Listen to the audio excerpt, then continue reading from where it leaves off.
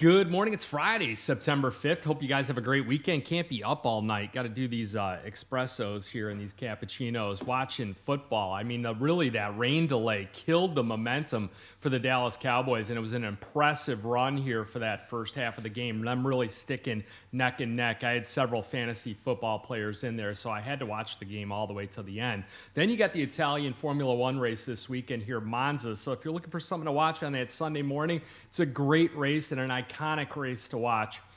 So checking in on those markets here, you're set up in the U.S. equity markets, the precious metals. Well, the S&P 500 for all you bears out there, and we talked about how seasonality doesn't necessarily need to play out, and we talked about that on Tuesday here in my video, and I laid out some different groundwork here as far as seasonality could be broken. Well, the S&P 500, that rose to an all-time high yesterday as Wall Street gears up for today's jobs report. Analysts expect to see an extending the weakest stretch of job growth since the pandemic. So just continuing to see a meltdown in the labor market. The latest readings on hiring showed that private sector payrolls, those missed estimates, that was yesterday, only increasing by about 54,000 jobs. If you're working with me closely, I've been a little bit more quieter here as we come into the end of the week here as far as trading because of the fact that the discredit of the BLS and the non-farm payroll data and the firing of the person in charge of that really made me wonder as far as which data point are they really going to watch the most. Is it going to be ADP? Is it going to be claims? Is it going to be the JOLTS, the continuing claims,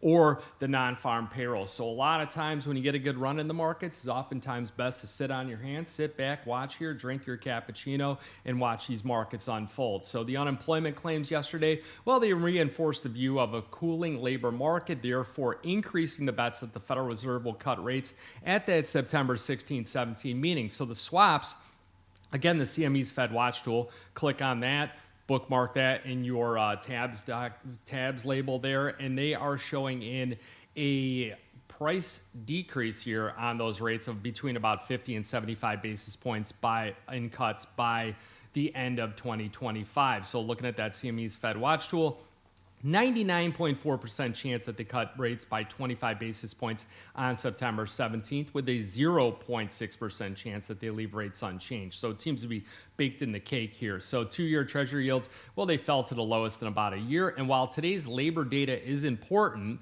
traders should remember that the Fed has a dual mandate. Additionally, the inflation data, CPI, is scheduled for release on September 11th. So I'll be looking at what the market does in reaction to today's data.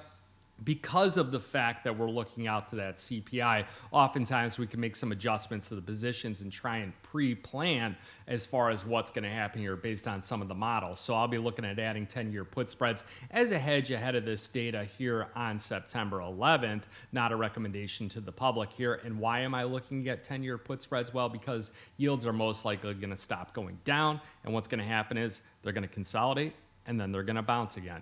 So today's non-farm payroll data is expected to grow by 75,000, and the unemployment rate is seen rising to 4.3%. That is your highest level since 2021.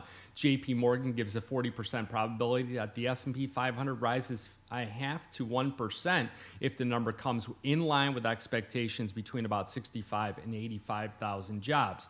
Overnight, you do have the S&P 500 ever so slightly higher, but inching out on the futures contract, another record high here, up 0.2%, and the NASDAQ up about 0.5%, trading just at 23,786. Watch that Russell banging right up against resistance that we outlined in the chart pack. So looking at some sectors in focus in the pre-market, well, you look at the Mag 7, that's inching higher. You look at European trading, well, those rose for a third straight day. You go over to Asian trading, those stocks rose on track for another weekly advance here, supported by a rebound in Chinese equities, as well as bullish sentiment around the U.S.-Japan trade deal. The MSCI Asian Pacific Index gained as much as 1.1% in Friday's session, set to finish the week higher here, in China's benchmark CSI 300 rose about 1.1% after a 3-day sell-off. So you get a little bit of a sell-off in Chinese equities and those ramping up, and you start to look at other outside markets like the copper market pushing up along with it here after a bit of a sell-off here, tracking those Chinese equities here. And that's why I say that it's very important to look at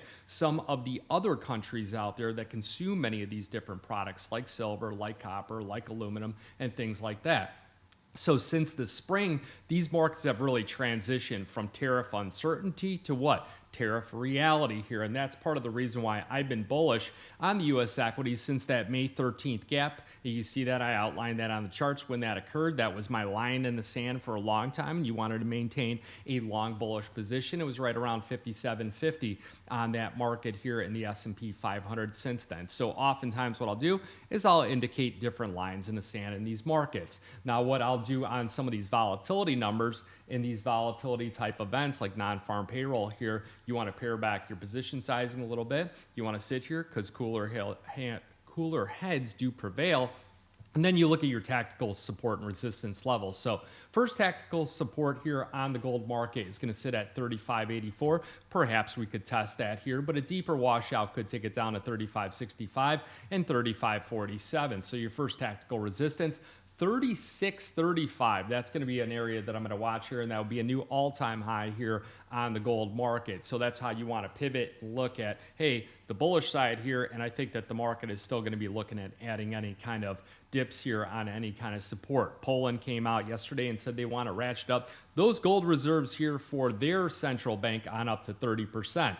You look at silver, the tactical support comes in at 40.92, 40.52, and 40.12. Break down to 40.12, I would anticipate that you see some support here right around that $40 mark, and that is also a key level of support. Now your resistance and what I'll be watching is going to be that 42.34 because it's just above where we got to about 2 days ago when we had that breakout. Looking at the crude oil market, you do have an OPEC Plus meeting this weekend, and you look at the ETF, well, they had some sells in the gold market and the silver market, and they were buying platinum and palladium on that dip. If you saw platinum, that thing really got killed here yesterday, coming down quite a bit here before bouncing back up. You do have crude oil futures continuing to edge lower, and again, that's some liquidation coming into this OPEC Plus meeting here. So gold, the percentage change here, we're up about 35% on the year, and we fell about 0.5% yesterday's session. And on silver, they cut about 2.3 million troy ounces of silver in their holdings. So that's a lot of your momentum traders. And if you look